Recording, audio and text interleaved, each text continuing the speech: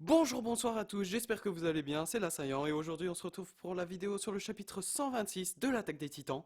Et comme tous les mois, Isayama nous offre un chapitre de son fabuleux manga et malgré mon niveau d'anglais de niveau lycée, je vais essayer de vous retranscrire cette histoire du mieux que je peux. Allez, c'est parti.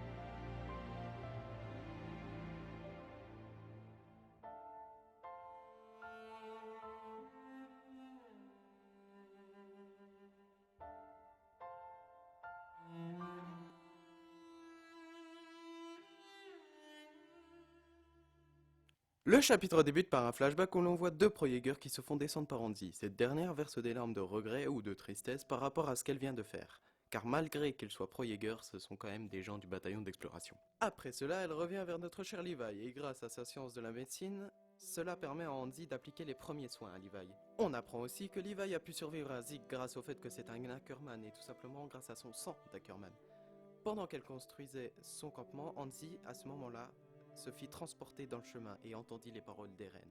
En entendant ces paroles, Levi se réveille et ses premiers mots sont des insultes envers le bestial. On voit qu'il n'a pas perdu de vue son objectif final. Ensuite, Levi explique à Anzi comment il a réussi à survivre face au bestial et il lui montre aussi ses deux doigts sectionnés. Je pense que malgré ses blessures, il pourra toujours manier l'équipement tridimensionnel et être malgré cela efficace avec. Après tout, c'est quand même un Ackerman. Retour au présent où l'on s'immisce dans une discussion entre quatre personnes, Levi, Anzi, Pick et Magat, qui ont le même objectif qui est de tuer Zeke, mais qui sont de deux camps différents. Et c'est au fur et à mesure de la négociation que l'on voit naître une alliance improbable entre ces quatre personnages. La nuit tombe et l'on voit un plan sur chaque personnage et leur situation avec Annie, Hitch, Jean, Mikasa, Armin et Gabi qui sont en cheval, et plus particulièrement Connie et Falco, où l'on a une scène où Connie s'interroge sur le bien fondé de ce qu'il fait et surtout comment il va le faire, c'est-à-dire de faire manger Falco à sa mère. Le jour se lève et Connie et Falco arrivent au village natal du soldat. C'est alors que Falco va dire quelque chose qui va faire froid dans le dos à Connie. Il dit tout simplement « Ce village, c'est Ragako. Je t'ai entendu en parler la nuit dernière, tout comme tu as parlé de Sacha, le soldat que Gabi a tué. » C'est alors que Falco demande à Connie qu'est-ce qui va lui arriver. Et c'est à ce moment que Connie enlève l'énorme voile qui couvrait une des maisons.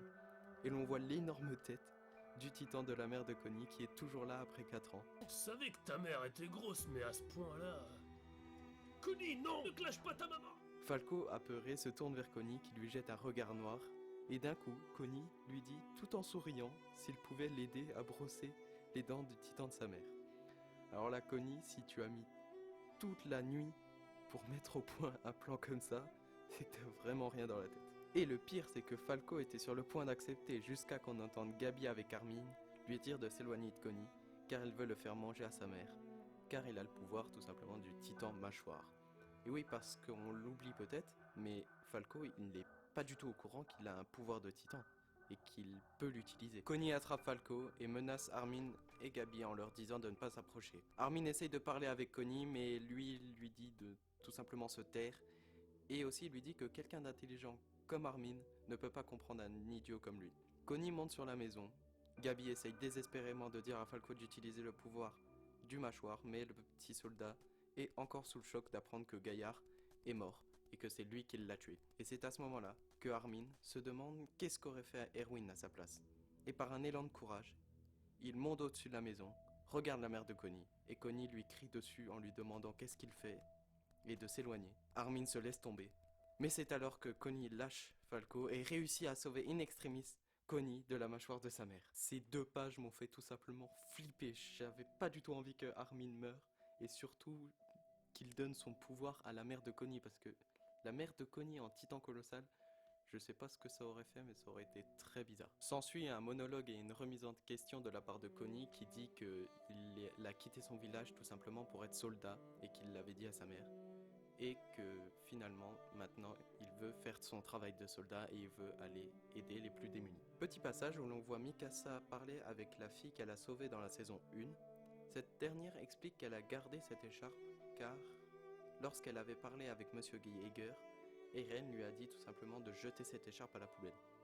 Mikasa demande alors à la fille de lui rendre son écharpe et elle accepte, mais elle lui dit que, encore une fois, qu'elle est devenue soldate grâce à Mikasa et ce qu'elle a fait quand elle était petite, et qu'elle continuera à dévouer son cœur. Petite parenthèse pour cette fille, je n'ai pas très bien compris ce qui lui est arrivé et pourquoi elle est à l'hôpital. J'ai compris qu'elle était blessée ou malade, alors dites-moi si je me suis trompé dans ma traduction. Bref, petite séquence où l'on voit Floch en train de parler au peuple eldien en leur disant que le peuple eldien a été persécuté pendant 100 ans et que maintenant ils sont libres grâce à Eren. Cette petite séquence nous montre que ça y est, les Pro-Jaeger ont pris tout simplement le pouvoir. Durant cette scène, on voit aussi Jean se tenir à côté de Floch pendant qu'il est en train de faire son discours, et on verra le rôle qu'il aura plus tard. De retour à Armin, Connie, Gabi et Falco, qui sont de retour dans une ville pour tout simplement retrouver Reiner et trouver quelque chose aussi à manger. C'est alors que pendant qu'ils sont en train de manger, Armin et Connie parlent du fait que Annie aurait peut-être pu sortir de son cristal. Et c'est alors que juste à côté, on voit Annie en train de s'empiffrer de nourriture.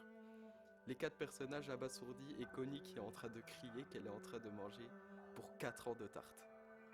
Et c'est alors qu'une ellipse intervient pour nous éviter une longue discussion pas super intéressante entre les 5 personnages pour convaincre Annie qu'ils viennent tout simplement avec eux. Hitch revient à la table où était Annie, mais il n'y a plus Annie. Mais il y a une lettre par contre. Et elle dit qu'elle était partie avec Armin et Connie et qu'elle est désolée d'avoir été aussi nuisante avec elle et qu'elle le remercie et qu'elle la remercie de lui avoir parlé pendant 4 ans. On passe à la scène de l'exécution de Yelena et Olankopo par Floch.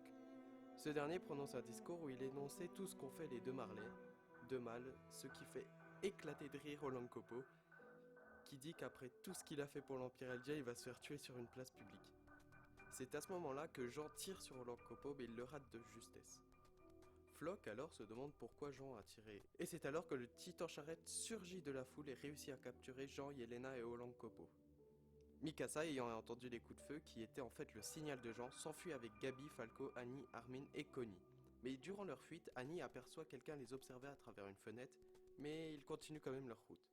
On sait que Isayama ne laisse jamais rien au hasard et je pense que cette silhouette peut avoir son importance. On revient du côté du titan charrette qui revient vers Hanzi et relâche nos 3 protagonistes. Par contre, je ne sais pas si Isayama essaye de nous faire passer un message comme quoi il faut se laver les dents, mais Hanzi demande à Pik comment elle fait pour se laver les dents lorsqu'elle est transformée en titan. Bon, bref. Ensuite, on apprend que le souhait de récupérer Yelena et Olankopo est un ordre du général Magat, donc je suppose que ce serait pour les juger de leurs crimes contre Mar quand tout sera fini. Pour finir, on retourne vers le groupe de Connie, où on a Annie qui met un énorme coup de pied dans la tête de Reiner. Reiner, encore sonné par le coup de pied de Gabi, voit Connie lui dire qu'ils vont tout simplement aller sauver le monde. Je sais pas si pour vous ce chapitre a été excellent, mais pour moi c'est comme chaque chapitre, c'est-à-dire que dès que je l'ouvre, je sais qu'il va y avoir quelque chose de magnifique dedans. Et à la fin, j'ai pas été déçu. Ce chapitre a été nécessaire pour boucler tous les chapitres narratifs de chaque personnage, et maintenant on va pouvoir se concentrer sur l'histoire principale et s'occuper peut-être des reines, ça serait magnifique. Pour ma part, j'espère que cette review vous a plu. N'hésitez pas à me dire en commentaire qu'est-ce que je dois améliorer comme d'habitude. N'hésitez pas à vous abonner pour soutenir la chaîne et moi je vous dis à la prochaine dans ce fabuleux monde qu'est SNK. Ciao!